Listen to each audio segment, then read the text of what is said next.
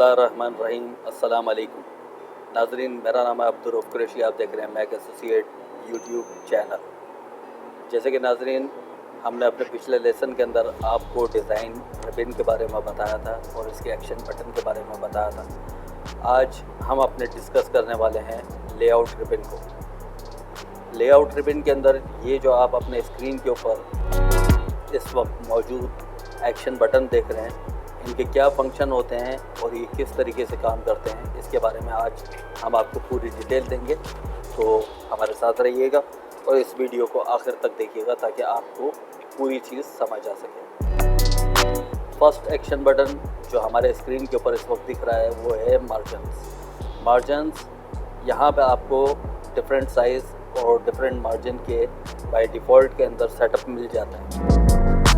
जब आप अपने स्क्रीन के ऊपर यहाँ पे देखते हैं तो यहाँ पे लास्ट कस्टम सेटिंग आती है, जो आपने अपने प्रीवियस कोई भी डॉक्यूमेंट की सेटिंग करी है।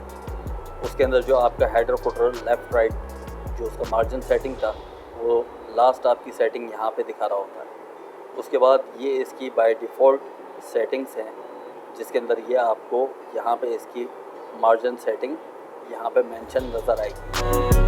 इसके अंदर आपको ये इसका मार्जिन स्पेस बता रहा है 1 इंच 4 साइड मार्जिन स्पेस है। इसी तरीके से नैरो है और ये दीगर है। कस्टम मार्जिन ये यहाँ पे जो आप देख रहे हैं, कस्टम मार्जिन के अंदर हम अपने पेज के जो साइज़ होता है उसके अंदर हम अपना कस्टम मार्जिन सेट करते हैं। लेट्स सपोज टॉप साइड, मतलब कि ये यहाँ से यहाँ तक ये साइड जो है मैं 0.75 इंच की रख रहा हूँ। लेफ़्ट साइड मैंने 1 इंच की रखी, क्योंकि होता ये है कि हम अक्सर जो डॉक्यूमेंट्स वगैरह प्रिंट आउट करते हैं उनको, क्योंकि इंग्लिश साइड से शुरू होता है तो उसको लेफ़्ट साइड से जो है स्टेपल किया जाता है, बाइंड किया जाता है। इसलिए लेफ़्ट साइड के ऊपर ज़्यादा स्पेस दिया जाता है ताकि अगर आप उसको बाइंड करें तो आपके जो वर्ड्स हैं और जो आपके पैराग्राफ्स हैं वो उसके अंदर छुप ना जाए। बॉटम साइड 0.5 इंच और राइट साइड 0.5 इंच। अब ये जो मैंने मार्जिन सेटिंग करी है ये कस्टम मार्जिन सेटिंग है। इसका आपको अंदाज़ा कैसे होगा, ये जो आप स्केल देख रहे हैं ये पूरा स्केल यहाँ से यहाँ तक, इसके इसने 2 सेक्शन करे हुए हैं। एक सेक्शन इसका वाइट है और एक सेक्शन इसका ये ग्रे कलर का है। ग्रे कलर का है जो ये आपको दिखा रहा है सेक्शन। इस सेक्शन के दिखाने का मकसद ये है कि ये मार्जिन स्पेस है, इस साइड पे आप वर्किंग नहीं कर सकते। और इस साइड पे भी इसी तरीके से इसने यहाँ पे शो कराया हुआ है कि 0.5 इंच का यहाँ पे मार्जिन स्पेस रखा हुआ है, तो इस साइड तक आप नहीं आ सकते अपने पैराग्राफ की वर्किंग के अंदर। इसी तरह से यहाँ पे टॉप साइड पे ये दिखा रहा है 0.75 इंच का मार्जिन, और जब हम बॉटम पे जाएंगे तो ये देखें 0.5 इंच का मार्जिन इसने यहाँ पे दिया हुआ है।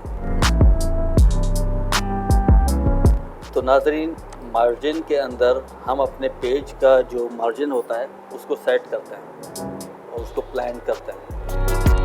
ओरिएंटेशन के अंदर बेसिकली आप अपने पेपर की अलाइनमेंट को सेट करते हैं कि आपने पोर्ट्रेट मूड के ऊपर काम करना है या लैंडस्केप मूड के ऊपर काम करना है। अगर कि आप पोर्ट्रेट मूड पे काम कर रहे हैं तो उसका जो साइन है वो ये आपको यहाँ पे आपके स्क्रीन पे दिखा रहा है तो आपको ज़्यादा दिक्कत नहीं होगी इसको समझने में कि यह आपका पोर्ट्रेट साइड है और ये आपका लैंडस्केप मूड है। लैंडस्केप में इसी पेज को ये रिवर्स कर देता है कि अगर मैं आपको इसको मिनी स्क्रीन के ऊपर करके दिखाऊं तो ये देखें ये आपका पोर्ट्रेट साइज़ है, ये आपका पोर्ट्रेट मूड कहलाता है। और जब इसको मैं लैंडस्केप करूंगा तो ये देखें ये आपका पेज रिवर्स हो गया। तो हम दोबारा अपनी प्रीवियस सेटिंग के ऊपर आते हैं, पोर्ट्रेट के ऊपर। स्केल साइज़ इसका हम 100 यहाँ से फिक्स करेंगे। साइज़ बेसिकली आपके पेपर साइज़ कहलाते हैं। जिस पेज के ऊपर आप काम करते हैं उस पेज के साइज़ को ये यहाँ पे डिफ़ाइन कर रहा होता है। अगर आप लेटर साइज़ देखेंगे तो इसके नीचे इसने इसकी डायमेंशन दी हुई है 8.5 इंच बाई 11 इंच। इसी तरीके से इसने हर पेज के नीचे उसकी डायमेंशन मेंशन करिए। मोर पेपर साइज़, ये जो ऑप्शन आप अपने स्क्रीन के ऊपर देख रहे हैं, इस ऑप्शन पे जब आप जाते हैं तो यहाँ से आप अपने मर्ज़ी का साइज़ डिफ़ाइन कर सकते हैं।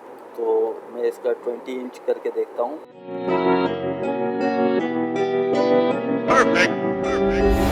ओके, ये देखें, ये आप अपने स्क्रीन के ऊपर देख सकते हैं 1 इंच टू 20 इंच। ये आपको स्केल से पता लग रहा है, ये 20 इंच का पेज साइज़ बन गया है और ये 11 इंच का है, यहाँ से लेके 1 इंच से लेके यहाँ तक।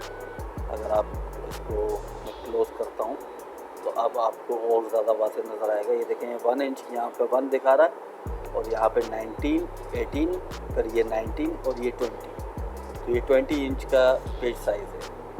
मैं अपनी फ़ाइल को क्लोज़ करूँगा Ctrl+W कमांड से, डोंट सेव।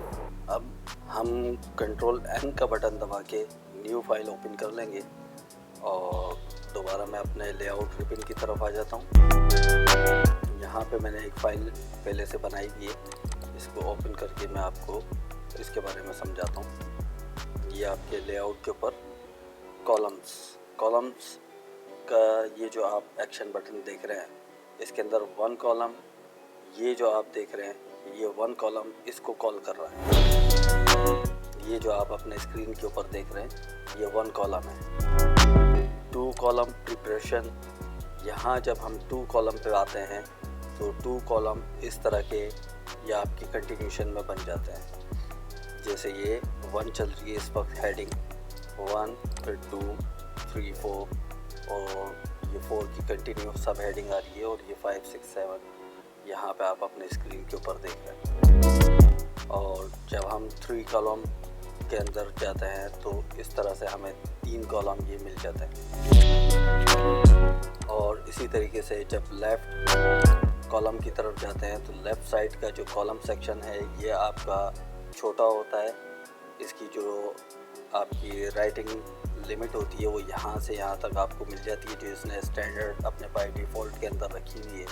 और जो आपकी राइट साइड की लिमिटेशन होती है राइट अप की, वो आपको यहाँ से यहाँ तक की बाय डिफ़ॉल्ट के अंदर मिल जाती है। राइट कॉलम, ये एग्जैक्ट जो अभी इस वक्त आप अपने स्क्रीन के ऊपर देख रहे हैं, इसी का रिवर्स व्यू आ जाता है। जैसे ही मैं राइट के ऊपर क्लिक करूँगा तो अब ये देखें आप, इसने इस साइड का जो कॉलम है उसकी विड्थ को जो आपकी लिमिटेशन है राइट अप की, उसकी यहाँ पे इसने कम रखी है और इस वाले की बढ़ा दी है। एग्जैक्ट वही चीज़ है जो यहाँ पे आपको लेफ़्ट साइड में दिखा रहा था इस तरफ, वही चीज़ इसने रिवर्स करके राइट साइड पे रख दी है। अब हम जब मोर कॉलम की तरफ आते हैं तो जो बटन एक्शन बटन आप यहाँ देख रहे थे वो सारे एक्शन बटन आपको यहाँ मिल जाते हैं।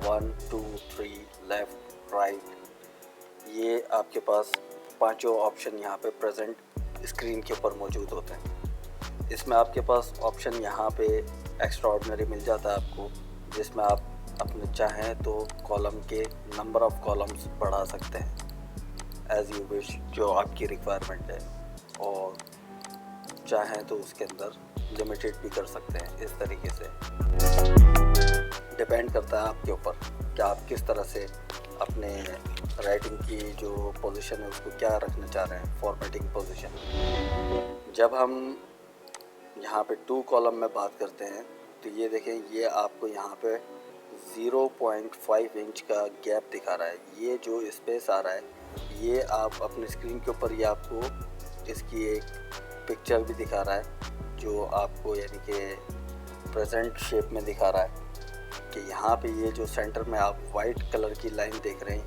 ये लाइन ये वाली स्पेस है। ये 0.5 इंच का स्पेस इसने बीच में रखा है। और ये जो आप कॉलम विड्थ देख रहे हैं 2.88 इंच, ये आपके लेफ़्ट और राइट ये दोनों कॉलम की विड्थ साइज़ है।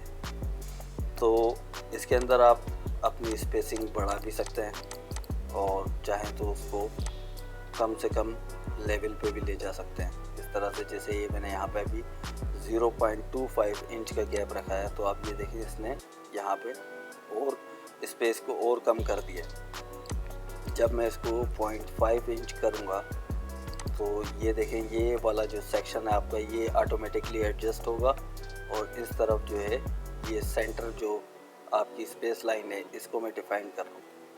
इसके अंदर लेफ़्ट राइट ये आप अपनी मर्ज़ी से दे सकते हैं, ये आपके पास चॉइस होती है। दिस पॉइंट और होल डॉक्यूमेंट से मुराद यानी कि जितना मेरे पास डॉक्यूमेंट जो भी कुछ मौजूद है वो सारा का सारा, लेट से कि मैं इसी को कॉपी करके, ये मैंने कंट्रोल सी का बटन दबा के कॉपी किया, इसको मैं दोबारा नीचे लाके पेस्ट करता हूँ।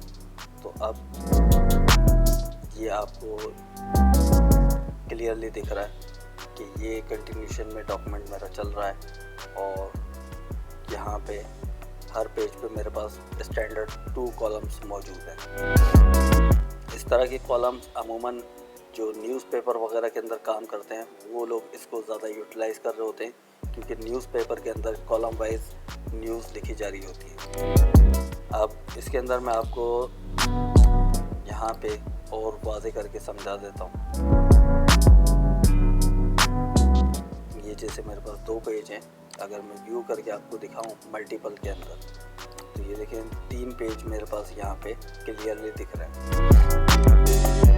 हम ज़्यादा पेज पे नहीं जाएंगे, 2 पेज पे रखते हैं बात को। ये 2 पेजेस मेरे पास यहाँ पे इस वक्त आप अपने स्क्रीन के ऊपर देख रहे हैं। एक पेज ये है, एक पेज ये है। दिस पॉइंट जो आप वहाँ पे ऑप्शन देख रहे थे लेआउट के अंदर, कॉलम, मोर कॉलम्स के अंदर, ये जो आप यहाँ पे ऑप्शन देख रहे हैं दिस पॉइंट फॉरवर्ड, इसका मकसद ये होता है कि मिसाल के तौर पे मुझे इस जगह से कॉलम को डिवाइड करना है कि यहाँ से जो मेरा स्पेसिमेन चल रहा है यहाँ तक का, ये सारा का सारा 2 कॉलम्स में डिवाइड हो जाए। तो मैं जस्ट यहाँ पे क्लिक करूँगा इस तरह से, ये मेरा कर्सर आपको दिख रहा है, इस पोजीशन पे हूँ मैं इस वक्त। और जब मैं यहाँ पे जाके कॉलम्स में, मोर कॉलम्स में आऊँगा तो मैं 2 कॉलम सेलेक्ट करके फॉरवर्ड, दिस पॉइंट फॉरवर्ड करूँगा और ये देखें आप। अब ये जो मेरा यहाँ से लेके यहाँ तक जितना भी मेरा राइट अप है वो सिंगल कॉलम में चल रहा है, और जो दिस पॉइंट मैंने सेलेक्ट करा था वहाँ से इसने डिवाइड कर दिया 2 कॉलम्स के अंदर। तो यहाँ जो आपने एक्टिविटी देखी इसका मेन पर्पस ये होता है। अब इसको दोबारा मैं 1 कॉलम की तरफ जाऊँगा और व्यू में जाके 1 पेज व्यू करके इस जगह पे आके मैं वापस अपनी 100% की स्केल साइज करूँगा।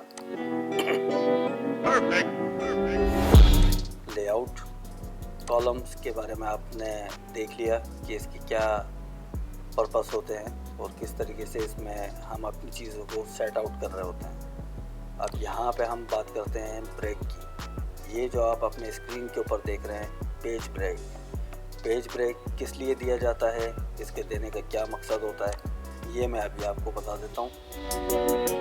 इसको समझने के लिए सबसे पहले हम यहाँ से होम बटन में जाके होम रिबन के अंदर पैराग्राफ सेटिंग को ऑन करेंगे ताकि हमें पता रहे कि कहाँ पे क्या चीज़ होगी। अब देखें, सिंपल एक तरीका तो ये होता है कि हम इंटर का बटन दबाते जाते हैं और इस तरह से अपने पेज को ब्रेक करते हैं। इस तरह के पेज ब्रेक के अंदर जो आपको नुकसान होता है वो नुकसान ये होता है कि जब मैं इस हेडिंग को कॉपी करके दोबारा इस लोकेशन के ऊपर आके मैं इसको पेस्ट करता हूँ तो ये देखें नीचे की जो मेरी फॉर्मेटिंग है, नीचे का जो मेरा स्पेसिमेन है वो इसके हिसाब से एडजस्ट हो रहा है, क्योंकि यहाँ पे कई सारे एंटर मैंने पहले से दिए हुए हैं।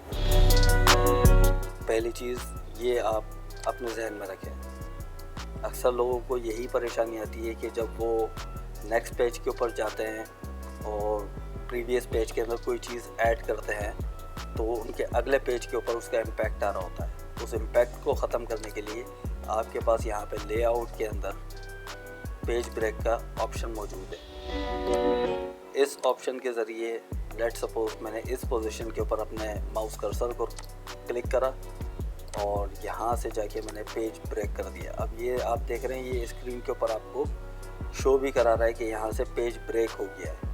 अब यहाँ पे अगर मैं इस पैराग्राफ को कॉपी करके इसके नीचे रखता हूँ इस तरीके से, तो अब यहाँ पे जो भी मैं वर्किंग कर रहा हूँ उसका इम्पैक्ट नीचे कुछ नहीं आएगा। ये आपको सबसे बड़ा बेनिफिट है कि आपकी जो नीचे की पेज की फॉर्मेटिंग होती है वो आपकी एज इट इज़ रहती है, उसमें कोई डिफरेंस नहीं आता है और उस पर कोई इम्पैक्ट नहीं पड़ता है। तो पेज ब्रेक एक तो ये ऑप्शन आपको मैंने बता दिया। फिर इसके बाद आप ये देख रहे हैं, indicate that the text following the column break will begin in the next column. जब हम कंटिन्यू करते हैं पेज ब्रेक, अपने पेज ब्रेक को कॉलम के अंदर, तो ये देखें, ये मेरा यहाँ से कॉलम ब्रेक हुआ और यहाँ पे मेरा पेज कंटिन्यू ब्रेक चल रहा है और अगले पेज के ऊपर मेरी वही चीज़ें यहाँ पे आ रही है, रिपीट हो रही हैं। अब इसी स्पेसिमेन को मैं कॉपी करके दोबारा अगर यहाँ पे मैं रखता हूँ कुछ इस तरीके से, बैक करके यहाँ पे इंटर आया और कंट्रोल V का बटन दबा के मैंने इसको यहाँ पे पेस्ट किया, तो मैं जितनी बार भी पेस्ट करूँगा मेरे पास ये एक एक्स्ट्रा पेज पहले से मौजूद है जो मैं ब्रेक कर चुका था। यहाँ से ये एक्स्ट्रा पेज मेरे पास मौजूद है और वो कॉलम मेरा, ये जो कॉलम यहाँ पे मैं ऐड कराता जा रहा हूँ, ये कॉलम मेरे इस पेज के साथ लिंक्ड है। तो ये एक तरह से एक सेक्शन बन जाता है कि इसको मैं कितनी भी बार यहाँ पे करता चला जाऊँगा तो इसका इम्पैक्ट जो है वो नेक्स्ट पेज ब्रेक पे नहीं पड़ेगा। ये देखें आप, ये पेज ब्रेक अपनी जगह पे स्टिल है और नीचे की जो मेरी फॉर्मेटिंग है वो अपनी जगह पे स्टिल है, उसके ऊपर भी कोई इम्पैक्ट नहीं आ रहा है। अब हम दोबारा आ जाते हैं उसी तरफ जहाँ से हम आपको समझा रहे थे। ये मैं सारा डिलीट कर देता हूँ। अब देखें, जैसे ही मैंने इसको डिलीट करा तो पेज ब्रेक मेरे पास ख़त्म हो गया। वो जो लाइन आपको यहाँ पे शो कर रहा था जिस पे इसने मेंशन किया हुआ था कि यहाँ से पेज ब्रेक हो रहा है, वो अब ख़त्म हो चुका है। अच्छा, अब third option, text warping. Text warping ये क्या चीज़ है, इसका क्या मकसद है, ये भी मैं आपको बता देता हूँ। टेक्स्ट वॉर्पिंग होती ये है कि यहाँ मैं अपने माउस कर्सर को रख के इसको टेक्स्ट वॉर्पिंग करता हूँ, तो अब ये देखें, ये इसने यहाँ पे एक एडिशनल बटन से आपको बता दिया है और टेक्स्ट वॉर्पिंग इसी के अलाइनमेंट में आ गया है। टेक्स्ट वॉर्पिंग बेसिकली ये जो आपका यानी कि प्रीवियस टेक्स्ट चल रहा है उसकी जो अलाइनमेंट जहाँ से स्टार्ट हो रही है उसी साइड से आपके टेक्स्ट की वॉर्पिंग स्टार्ट हो जाएगी। इससे आपको ये बेनिफिट होता है। जैसे ही मैं करता हूँ, ये देखें, इसी की अलाइनमेंट में जाता जा रहा है। जहाँ जहाँ पे मैं अपने माउस कर्सर को रखूँगा और टेक्स्ट वॉर्पिंग करूँगा, ये उसको ऑटोमेटिकली उसी की पोजीशन पे ले जाएगा जो मेरा प्रीवियस पेज चल रहा है। यहाँ से मैं डिलीट करूँगा, इसको भी डिलीट करूँगा। ये देखें, मेरा टेक्स्ट इसी जो मेरा प्रीवियस पैराग्राफ है उसी की अलाइनमेंट से इसने नेक्स्ट मेरा जो है वो पैराग्राफ को ऑटोमेटिकली उसको एडजस्ट कर दिया। तो हम दोबारा कंट्रोल Z करके अपनी प्रीवियस पोजीशन पे जा रहे हैं।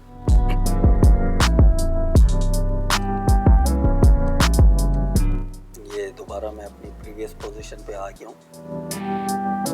अच्छा, अब यहाँ पे पेज ब्रेक के अंदर next page, insert a section break and start the new section on the next page. ये किस लिए दिया हुआ है और इसके देने का मकसद क्या है? मिसाल के तौर पे लेट्स सपोज मैं यहाँ से नेक्स्ट पेज करता हूँ, तो यहाँ पे आप देखें सेक्शन ब्रेक हो गया है और ये सेक्शन अलग हो गया है, सेंटर पेज मेरा, और नीचे वाला जो पेज है मेरा ये सेक्शन अलग हो गया है। ये सेक्शन बनाने से फ़ायदा क्या होता है, इसको समझाने के लिए पहले तो हम आपको मल्टीपल पेज के ऊपर लाते हैं। ये अब जो आप अपने स्क्रीन के ऊपर यहाँ पे देख रहे हैं सेक्शन ब्रेक नेक्स्ट पेज, इसका जो असल फ़ायदा है वो फ़ायदा ये होगा कि मैं जब यहाँ पे डबल क्लिक करता हूँ, अमूमन मैंने वैसे यहाँ पे हेडर फुटर इंसर्ट नहीं किया हुआ है, तो इसलिए ये लिंक का जो ऑप्शन है ये आपको नहीं दिखा रहा है। अगर मैं इसमें हेडर फुटर ऑन कर दूँ इस तरीके से, यहाँ पे डबल क्लिक करके टॉप पे जाके और यहाँ पे मैं इंसर्ट कर दूँ हेडर फुटर, तो अब आप ये देखें सब पे आ रहा है। और इसी तरीके से जब मैं यहाँ पे नीचे बॉटम में जाके इधर भी इंसर्ट कर देता हूँ कोई चीज़, तो ये देखें ये सब में आ रहा है, पेज 1 2 3 सब पे आ रहा है। लेकिन ये जो मेरा सेक्शन बना हुआ है, ये सेक्शन मेरा बनाने का जो असल मकसद है, जो जहाँ से मेरा सेक्शन ब्रेक हो रहा है,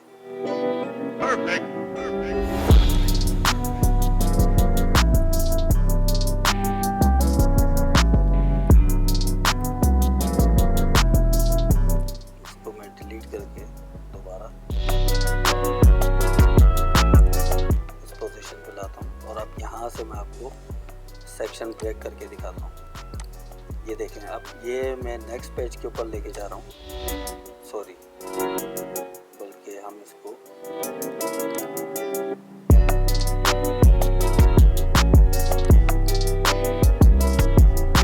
इस पैराग्राफ को हम हटा देते हैं और इसको भी हटा देते हैं। अब ये जो मेरा 7.1 हेडिंग है, इसको मैं पेज ब्रेक करके नेक्स्ट पेज के ऊपर लेके जाऊंगा और दोबारा मैं इसको सेक्शन ब्रेक करूंगा। अब यहाँ पे मेरे पास सेक्शन ब्रेक होगी। इस सेक्शन ब्रेक के करने से मुझे फ़ायदा क्या होगा, जब मैं डबल क्लिक करूंगा तो ये मेरे पास लिंक टू प्रीवियस यहाँ पे शो करा रहा है। ये देखें आप, ये लिंक टू प्रीवियस जो आ रहा है इसको मैं यहाँ से ख़त्म कर दूँगा और इसी तरीके से इसके फुटर पे जाके लिंक टू प्रीवियस इसको भी ख़त्म कर दूँगा और फिर इसका जो नेक्स्ट पेज आ रहा होगा इसको भी मैं लिंक टू प्रीवियस से ख़त्म करूँगा और इसके बॉटम में जाके यहाँ पे फुटर साइड पे इसको भी लिंक टू प्रीवियस से मैं हटा दूँगा। अब मैं इसको क्लोज़ कर देता हूँ हेडर एंड फुटर को। अब यहाँ पे मैं अपने पेज की जो सेटिंग है उसको चेंज करता हूँ, फॉर एग्ज़ाम्पल दिस,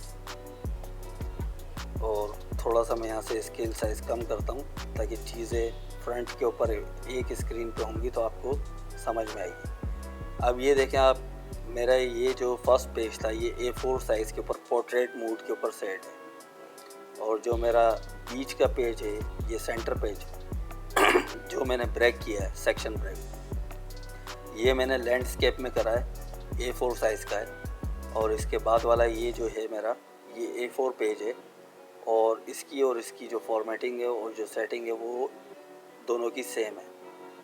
सिर्फ इसको मैंने चेंज किया है, लेकिन इसको चेंज करने से इन दोनों पे कोई इम्पैक्ट नहीं आ रहा है।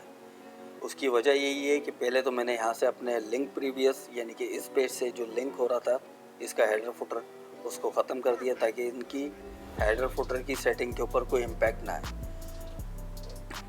और इसी तरह से इस पेज की भी मैंने हेडर फुटर के लिंक को वहाँ से ख़त्म किया था ताकि इसकी जो हेडर फुटर की मैं सेटिंग चेंज करूँगा उसका इम्पैक्ट इस पेज के ऊपर ना आए।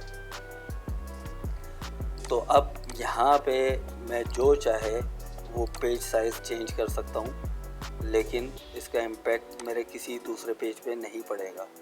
ये देखें आप, और जब मैं इसके यहाँ पे हेडर में जाके डबल क्लिक करता हूँ तो मेरे पास यहाँ पे जो हेडर की सेटिंग है उसका एक्सेस मुझे मिल जाता है। जब मैं इसको यहाँ से थोड़ा आगे ट्रैक करूँगा और इसकी भी फुटर की सेटिंग को यहाँ से आगे ट्रैक करके आगे लेके जाऊँगा, तो ये जो अब मैं यहाँ पे सेटिंग कर रहा हूँ वो इसी पेज के ऊपर सेटिंग हो रही है, ना इस पेज को ये डिस्टर्ब करता है और ना इस पेज को डिस्टर्ब करता है। इसकी वजह यही है कि हमने लिंक प्रीवियस इन दोनों पेज से इसका ख़त्म कर दिया था, जिसकी वजह से अब इन दोनों पेज के ऊपर कोई इम्पैक्ट नहीं आ रहा और जो भी चीज़ मैं चेंज कर रहा हूँ उसका इम्पैक्ट सिर्फ इसी पेज के ऊपर रहेगा। क्लोज। दोबारा हम अपनी कंट्रोल Z करके प्रीवियस पोजीशन पे आ जाते हैं और इसको मैं स्केल साइज 100 कर देता हूँ यहाँ से। तो नाजरीन, लेआउट के अंदर, पेज ब्रेक के अंदर ये जो आपका सेक्शन ब्रेक है, ये सेक्शन ब्रेक का काम कीजिए।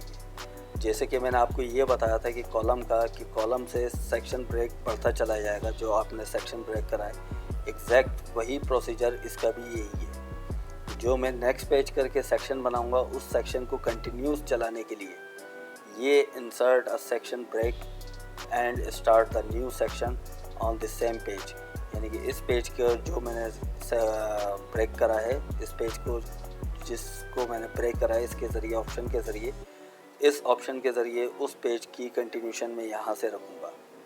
इवन पेज, ऑड पेज, ये दोनों क्या काम करते हैं?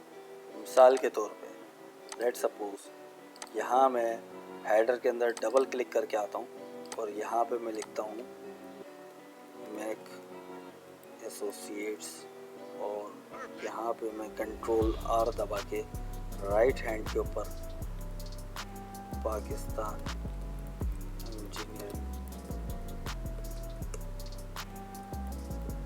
काउंसिल ये लिख देता हूँ।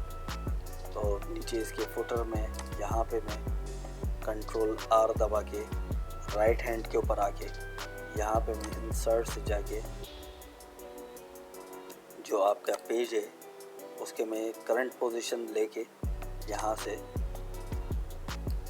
ये आपकी करंट पोजीशन कहलाती है, यानी कि इस जगह पे खड़ा हूँ तो यही मेरी करंट पोजीशन है। करंट पोजीशन के अंदर आके यहाँ से जब मैं इधर पेज नंबर्स को सिलेक्ट करूँगा तो ये मेरे टोटल नंबर ऑफ पेज की इसने क्वांटिटी बता दी है। और अब मैं दोबारा इसी जगह पे आ जाता हूँ, इसको मैं जूम आउट करता हूँ 50% के ऊपर। जूम आउट ये आपका यहाँ पे बटन दिया हुआ होता है, इसको जब आप स्केलिंग के ऊपर क्लिक करेंगे तो आप इस जूम के पूरे एक्शन बार की तरफ आ जाएंगे। इस एक्शन बार के अंदर ये जो परसेंटेज है, यहाँ से आप अपनी पर्सनल परसेंटेज जो है वो मैनुअली डिफाइन कर रहे होते हैं। तो अब मैं इसको ओके करूँगा। अब आप ये देख रहे हैं अपनी स्क्रीन के ऊपर, और इसको मैं यहाँ से सिलेक्ट करके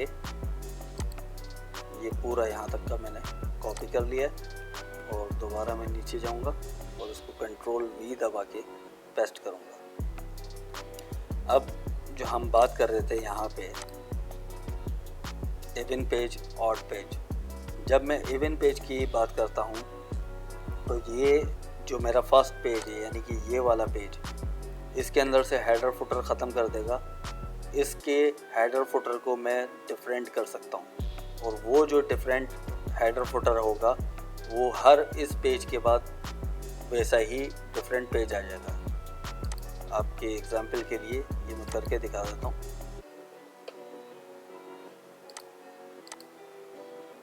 पेज ब्रेक, इवन पेज, जैसे ही मैंने इवन पेज किया, अब आप देखें ये सेक्शन ब्रेक हो गया इवन पेज का। और इसका मैं इस तरीके से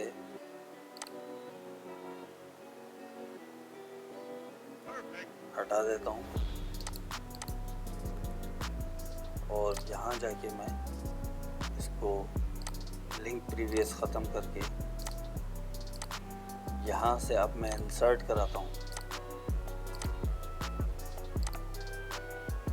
इंसर्ट टेबल। अब ये देखें आप, फर्स्ट पेज मेरा बिल्कुल ब्लैंक है, इसमें कोई हेडर फुटर नहीं है। सेकंड पेज जो मेरी जहाँ से डॉक्यूमेंट की कंटिन्यूशन चल रही है वो अपनी जगह पे वैसी की वैसी है जहाँ से मैंने हेडर फुटर लगाया था। तो इससे आपको लेआउट के अंदर इवन पेज से ये फ़ायदा होता है। ऑड पेज इसी तरीके से काम कर रहा होता है। एग्जैक्ट दोनों चीज़ें सेम है, कोई ज़्यादा डिफरेंस नहीं है। दोबारा हम कंट्रोल Z का बटन दबा के अपनी प्रीवियस सेटिंग के ऊपर वापस जाएंगे और दोबारा मैं इसको यहाँ से कॉपी करता हूँ इस पूरे लिटरेचर को और यहाँ पे मैं जाके पेस्ट करता हूँ। अब ये मेरे पास 3 पेज हो गए। एक ऑप्शन और भी है आपके पास, 2 ऑप्शन तो ये मैंने आपको बता दिए, इवन पेज, ऑड पेज। एक और ऑप्शन है, जब मैं यहाँ पे आके डबल क्लिक करता हूँ तो यहाँ पे मेरे पास आता है डिफरेंट, इवन और ऑड। अगर मैं इसके ऊपर चेक लगा देता हूँ और इसको क्लोज कर देता हूँ तो अब आप देखें ये पहले पेज के ऊपर हेडर फुटर आ रहा है, सेकंड पेज मेरा ब्लैंक है, इसमें कोई हेडर फुटर नहीं है, थर्ड पेज मेरा वापस उसी पोजीशन के ऊपर है। और इसको अगर मैं यहाँ से कॉपी कर लेता हूँ इतने को और दोबारा मैं कंटिन्यू करता हूँ इसको डॉक्यूमेंट को, तो फिर ये देखें इस पेज के ऊपर हेडर फुटर है, ये ब्लैंक है, फिर दोबारा इस पेज के ऊपर हेडर फुटर आ रहा है और ये फिर दोबारा ब्लैंक है। इसी तरीके से ये कंटिन्यू आपके डॉक्यूमेंट की सेटिंग रखेगा। फर्स्ट पेज आपका हेडर फुटर के साथ होगा अगर आप हेडर फुटर के साथ रखते हैं, अगर हेडर फुटर के साथ नहीं रखते हैं, सेकंड पेज पे रखते हैं, तो फिर इसी तरह से आपकी सेटिंग कंटिन्यूसली चलेगी। एक पेज के ऊपर आपका हेडर फुटर चलेगा, दूसरा पेज आपका ब्लैंक होगा। तो ये इसका असल इम्पैक्ट होता है। खैर, दोबारा हम इसको अपनी वापस प्रीवियस पोजीशन के ऊपर जाएंगे। ये मैंने सारा डिलीट कर दिया और अब यहाँ से मैं इस जगह से दोबारा से जूम 100% करूँगा। ये 100% है मेरा, और इसका हेडर फुटर भी मैं हटा देता हूँ। बैक स्पेस से भी आप इसको हटा सकते हैं और डिलीट का बटन दबाएंगे तो डिलीट के बटन से आपको जो फ़ायदा होगा वो ये होगा कि आपका ये टेबल नहीं हटेगा, टेबल को ये हटाएगा नहीं, सिर्फ जो अंदर चीज़ें लिखी हुई हैं, जो चीज़ें मैंने रखी हुई हैं उनको ये डिलीट कर देगा इस तरीके से। लेकिन जो मेरा ऑब्जेक्ट है वो अपनी जगह पे इंटैक्ट रहेगा। अगर मैं इसको बैक स्पेस दबाता हूँ, कंट्रोल-Z करके मैं दोबारा दिखा रहा हूँ, अगर मैं इसको यहाँ से बैक स्पेस दबाता हूँ तो दोनों चीज़ें एक साथ साइमल्टेनियसली ख़त्म कर दी हैं। Close header footer. दोबारा हम लेआउट में जाएंगे। लाइन नंबर्स कोई ऐसा ख़ास ऑप्शन नहीं है कि जिसके बारे में बताया जाए, लेकिन फिर भी मैं आपको इसके बारे में बताऊंगा। लाइन नंबर बेसिकली इस पेज के अंदर जितनी लाइनें आ रही हैं उनकी कैलकुलेशन आपको बता देगा। ये अगर मैं यहाँ से लाइन नंबर से आके इसको कंटिन्यू करता हूँ तो ये देखें 68 नंबर लाइन है मेरे पास, जो नंबर ऑफ लाइन है वो 68 है। सिर्फ ये आपकी लाइंस की कैलकुलेशन बताता है। अगर रीस्टार्ट करता हूँ मैं यहाँ से इस पेज से, जैसे मैंने अभी किया है, कंट्रोल-C करके मैं दोबारा जा रहा हूँ। अगर जैसे मैं इस पेज से यहाँ से रीस्टार्ट कर देता हूँ इसको, तो ये देखें दोबारा यहाँ से इसने 1 से शुरू कर दिया। कंट्रोल-Z करके मैं वापस गया हूँ और इसी तरह से रीस्टार्ट ईच कर देता हूँ, तो हर पेज की जो लाइंस की कैलकुलेशन है वो ये ऑटोमेटिकली खुद ही करता रहेगा। जब भी नेक्स्ट पेज आएगा मैं करके दिखा देता हूँ आपको।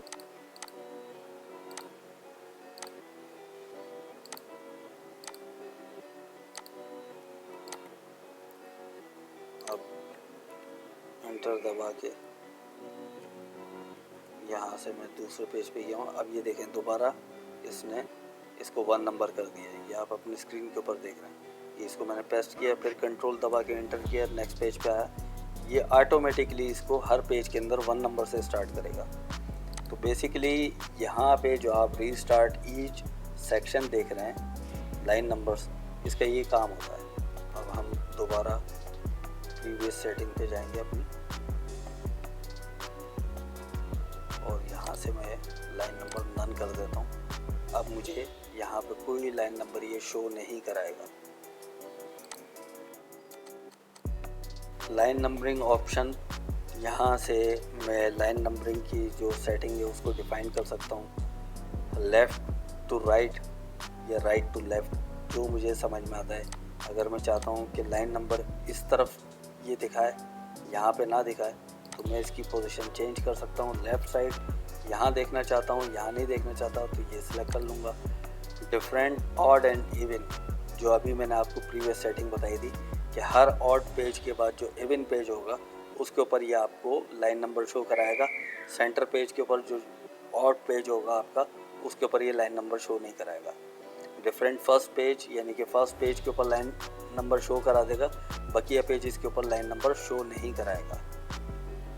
ये हेडर फुटर की सेटिंग है, अगर आप इसको यहाँ से सेट करना चाहते हैं तो वो भी कर सकते हैं। इस कैप का बटन दबा के मैं दोबारा प्रीवियस साइट पे चला गया।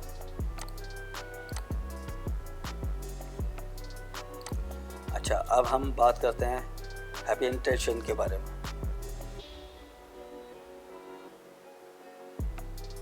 ये जो इस वक्त आप देख रहे हैं, जैसे ये कॉलम, ये पैराग्राफ मैंने जस्टिफाई किए हैं। जैसे ये आपका ये जस्टिफाई का ऑप्शन है, यहाँ से मैंने इसको जस्टिफाई किया हुआ। जब मैं यहाँ आके ऑटोमेटिक पे करता हूँ तो अब देखें ये जो वर्ड्स के दरमियान जो स्पेस आ रहा था उस स्पेस को इसने और टाइटली कर दिया है, मज़ीद टाइट कर दिया है। और इस टाइट करने से इम्पैक्ट क्या हुआ है कि यहाँ पे जो दो अल्फाज आ सकते थे इसने वो तक ले लिए यहाँ पे, और यहाँ पे फिर हाइफन डाल के इसने उस अल्फाज को बकिया नीचे लिख दिया है। बेसिकली इसका ये काम है, और कोई इसका ज़्यादा ऐसा ख़ास काम नहीं है। मैनुअल अगर मैं देना चाहता हूँ तो मैनुअल कर सकता हूँ। हैबिटेशन ऑप्शन के अंदर जाके मैं इसको डिफ़ाइन भी कर सकता हूँ कि किस तरीके से इसने रखना है। नो लिमिट है, या अगर मैं लिमिट देना चाह रहा हूँ कि हर इतने अल्फाज के बाद 10, 15, 20 अल्फाज के बाद हैबिटेशन ऑटोमेटिकली ये उसको खुद ही कर दे, तो वो मैं यहाँ से लिमिट दे के भी इसको कर सकता हूँ। नन के ऊपर जाके मैं दोबारा अपनी प्रीवियस सेटिंग पे आ गया हूँ। तो ये आपका हैबिटेशन का काम होता है। अब ये जो आप इंटेंट का एक सेक्शन देख रहे हैं, इस सेक्शन का क्या काम होता है ये आपको मैं बता देता हूँ।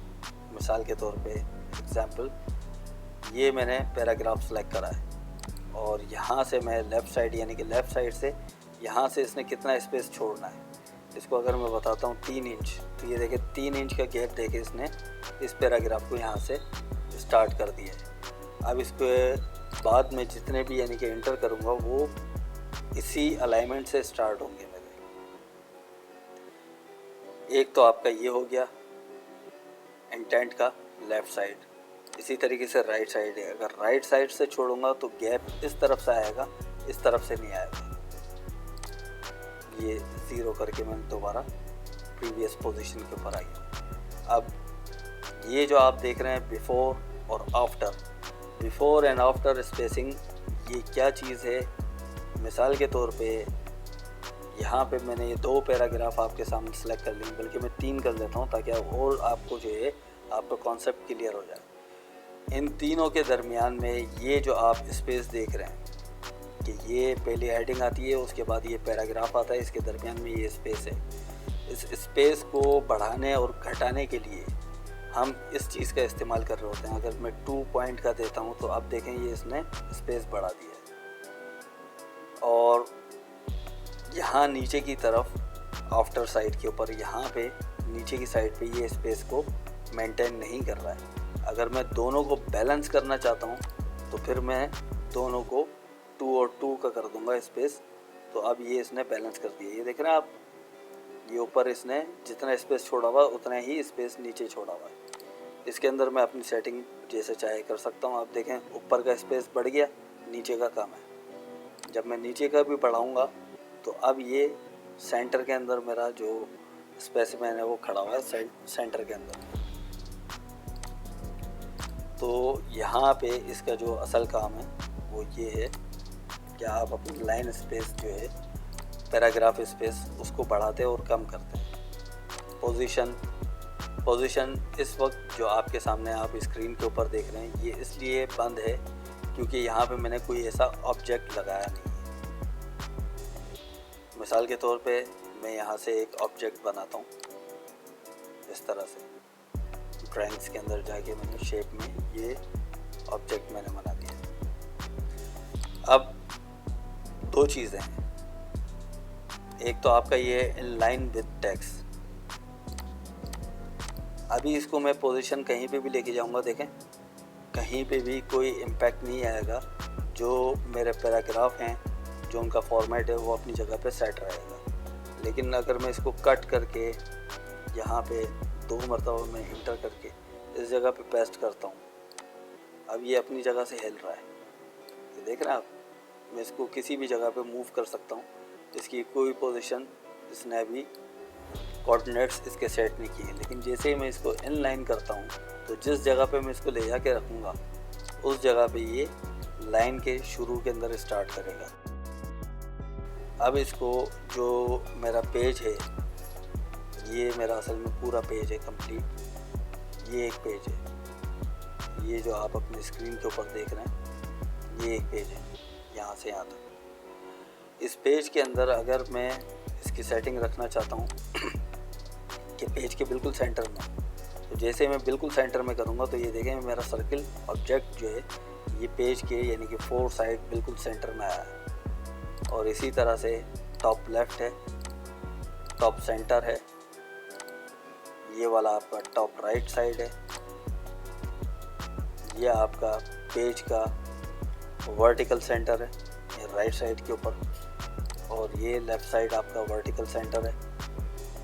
इसी तरह से ये बॉटम लेफ़्ट है, position alignment bottom right side, और ये आपका बॉटम सेंटर।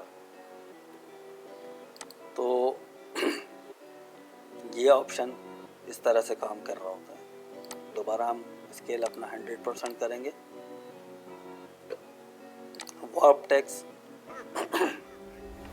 वार्प टेक्स्ट एक तो ये आप अपने स्क्रीन के ऊपर देख रहे हैं इनलाइन विद टेक्स्ट, जहाँ से आपकी लाइन शुरू हो रही है वहीं पे ऑब्जेक्ट को इसने लगाना है। दूसरा मैं करता हूँ स्क्वायर करने के बाद मैं इसको जहाँ पे भी लेके जाता हूँ तो टेक्स्ट अपने आप आगे पीछे अपनी अलाइनमेंट सेट करना शुरू कर देगा। अब मैं इसको कहीं पे भी मूव कराऊंगा तो जो मेरा टेक्स्ट है वो इसके पीछे यानी कि इस ऑब्जेक्ट के ऊपर ओवरलैप नहीं करेगा, बल्कि टेक्स्ट मेरा ऑटोमेटिकली अपने ऑब्जेक्ट के हिसाब से उसको एडजस्ट करेगा।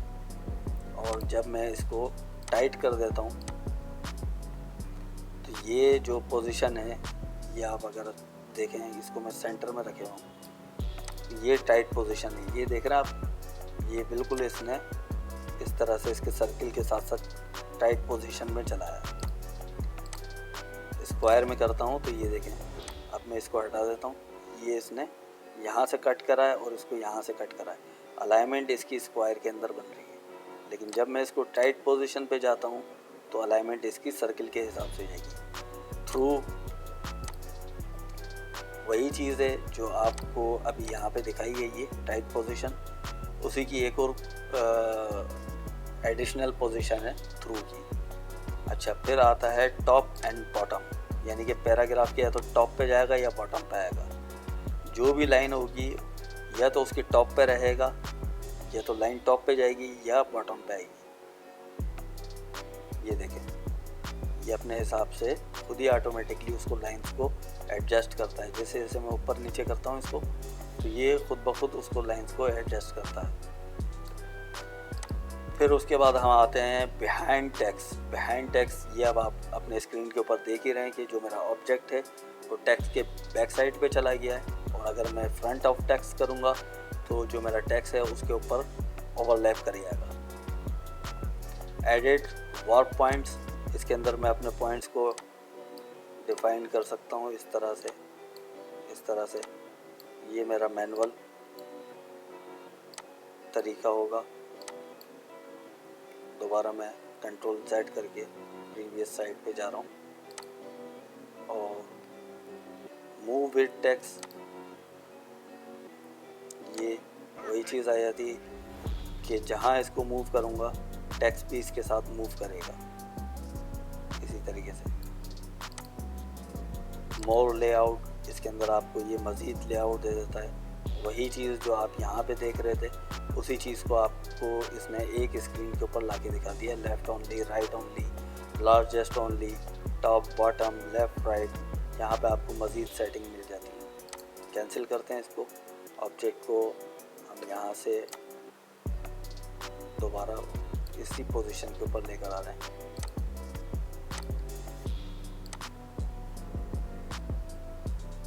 दोबारा मैं इसको स्क्वायर पोजीशन के ऊपर ले आया हूँ।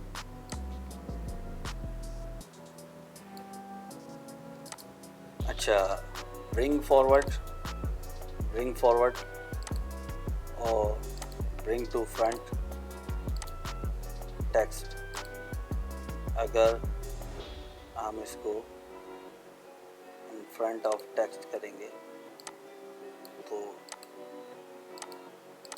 यही चीज़ को ये यहाँ पे वर्क करेगा। और जब मैं इसको बिहाइंड टेक्स्ट कर दूँगा यहाँ से, ये सेंड बैक। अगर मेरे पास दो ऑब्जेक्ट हैं, इस तरह से एक ऑब्जेक्ट और बना देता हूँ ताकि आपको कॉन्सेप्ट हाथ के हाथ क्लियर होता जाए। ये दोनों ऑब्जेक्ट मेरे इस वक्त यहाँ पे मौजूद है। इसके अंदर इसको मैं ब्रिंग फ्रंट कर देता हूँ, तो ये देखें ये ब्रिंग फ्रंट हो गया है। और अगर इसको मैं यहाँ से फ्रंट करूँगा तो ये इस ऑब्जेक्ट के ऊपर आ गया, ओवरलैप कर रहा है। और बिहाइंड टेक्स्ट करूँगा तो ये वापस टेक्स्ट के बैक साइड पे चला गया। तो ये आपका जो सेक्शन था, कंट्रोल Z, ये जो आपका सेक्शन था, इसको समझाने के लिए ये मैंने आपको सारा यहाँ पे करके दिखाया। अच्छा, सेक्शन पेन, अगर इस ऑब्जेक्ट को अभी तो ये जैसे आप देख रहे हैं अपने स्क्रीन के ऊपर कि ये बिहाइंड द टेक्स्ट ऑब्जेक्ट रखा हुआ है मैंने, और इसको मैं इजीली हैंडल कर सकता हूँ। लेकिन जब मैं इसके साइज़ को छोटा कर दूँगा इस तरीके से, कुछ शिफ्ट का बटन दबा के, ताकि ये फोर साइड इसको इक्वल लेके चले। अब मैं अगर इसको टेक्स्ट के पीछे रख देता हूँ, अब यहाँ जब मैं इसको जितना भी क्लिक कर लूँ ये उसको सेलेक्ट ही नहीं करेगा। इस तरह के ऑब्जेक्ट जो आपको कंफ्यूज करते हैं, परेशान करते हैं, उसके लिए सिलेक्शन पेन का ऑप्शन आपके पास मौजूद होता है। सिलेक्शन पेन के अंदर इसको हम थोड़ा सा बड़ा करेंगे यहाँ से पेन को। अब देखें आपके पास दो ऑब्जेक्ट ये आपको क्लियरली दिखा रहा है, जिसकी लेयर आपको ये दिखा रहा है। अगर मैं यहाँ से लेयर बंद कर दूँ तो वो अपने आप बंद हो जाएगा, और लेयर ऑन करूँगा तो फिर ये उसको शो कर देगा।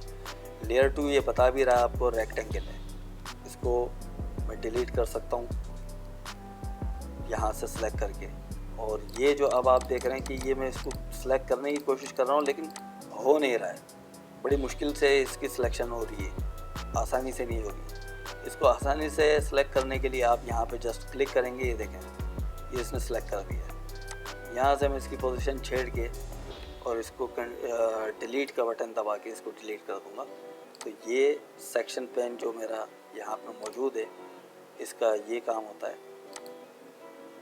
दोबारा मैं इंसर्ट में जाके एक ऑब्जेक्ट को बना देता हूँ।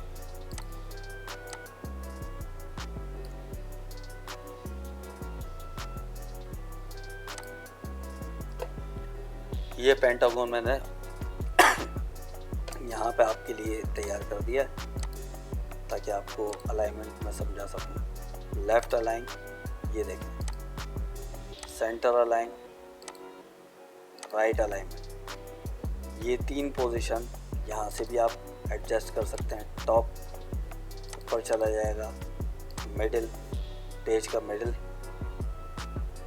और अलाइन टू बॉटम, या पेज के बिल्कुल बॉटम साइड के ऊपर आके इसमें इसको रख दिया ऑब्जेक्ट को। डिस्ट्रीब्यूट हॉरिजेंटली,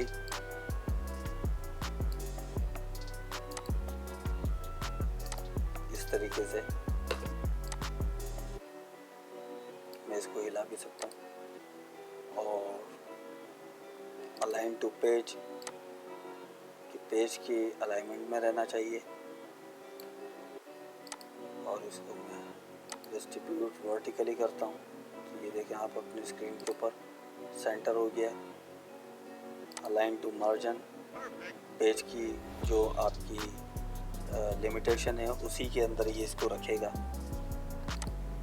और यूज़ अलाइनमेंट गाइडलाइन, गाइडलाइन जब मैं यहाँ से जाके इसको गाइडलाइन को ऑन कर देता हूँ, अब जब मैं ऑब्जेक्ट लेके जाऊँगा तो ये आप देख रहे हैं स्क्रीन के ऊपर ग्रीन कलर की गाइडलाइन ये मुझे दे रहा है, जिससे मुझे पता लग रहा है कि मैं अपने ऑब्जेक्ट को पेज के सेंटर में रख रहा हूँ या उसकी पोजीशन क्या चल रही है, किस लाइन के ऊपर आ रही है। इसको सेट करने के लिए ये इसने यहाँ पे एक एक्स्ट्रा ऑर्डिनरी ऑप्शन दिया हुआ है। देखिए जैसे ही मैं पेज के सेंटर में आऊँगा तो ये दोनों ग्रिड लाइन मेरी जो है वो प्लस साइन दे रही है। प्लस साइन से मुराद यही है कि लेफ़्ट राइट टॉप बॉटम उसका सेंटर या आपका कोऑर्डिनेशन पॉइंट। रोटेट 90 डिग्री, इस ऑब्जेक्ट को मैं रोटेट करता हूँ, पेंटागन को हटा देता हूँ ताकि आपको फिगर जो पिक्चर है वो और क्लियर हो जाए। ये मैंने ऑब्जेक्ट बना दिया है। लेआउट में जाके इसको जब मैं रोटेट करूँगा तो ये देखें, फ्लिप करूँगा मिसाल के तौर पे इसको एडिट पॉइंट के अंदर जाके यहाँ से इस तरीके से कर देते हैं। अब जब मैं इसको फ्लिप करूँगा तो ये देखें, ये इसकी फ्लिप पोजीशन ऑटोमेटिकली दी। मोर पोजीशन यहाँ से भी डिफाइन कर सकता हूँ। तो नाजरीन, आज की ये जो हमारी वीडियो थी लेआउट रिबन के बारे में थी। इसकी कंप्लीट गाइडलाइन, इसकी जो कॉन्सेप्ट्स हैं वो हर एक्शन बटन के हमने आपको क्लियर करें। उसके बावजूद अगर आपको ऐसा लगता है कि हमारी वीडियो के अंदर कोई चीज़ें रह गई हैं, हमने चीज़ों को सही से डिफ़ाइन नहीं किया है, तो आप अपने नीचे कमेंट सेक्शन के अंदर जाके कमेंट्स करके हमसे पूछ सकते हैं। कोई भी ऑब्जेक्ट या कोई भी एक्शन बटन ऐसा है जिसके बारे में आपको कन्फ्यूजन हो रही है या प्रैक्टिस करते के दौरान आपको रिज़ल्ट्स कुछ चेंज मिल रहे हैं, तो वो भी आप हमसे कमेंट सेक्शन के अंदर डिस्कस कर सकते हैं। तो इंशाल्लाह हम अपनी अगली वीडियो के अंदर फिर हाज़िर होंगे। रेफरेंस रिबन के बारे में आपको बताएंगे कि रेफरेंस रिबन के अंदर जो आपके एक्शन बटन होते हैं उनका प्रोसीजर क्या होता है और उसका पूरा का पूरा डिस्प्लेन बताएंगे। अब तक के लिए नाज़रीन इतना ही, इजाज़त चाहेंगे। अल्लाह हाफ़िज़। Tell me pretty lies, look me in the face, tell me that you love me, even if it's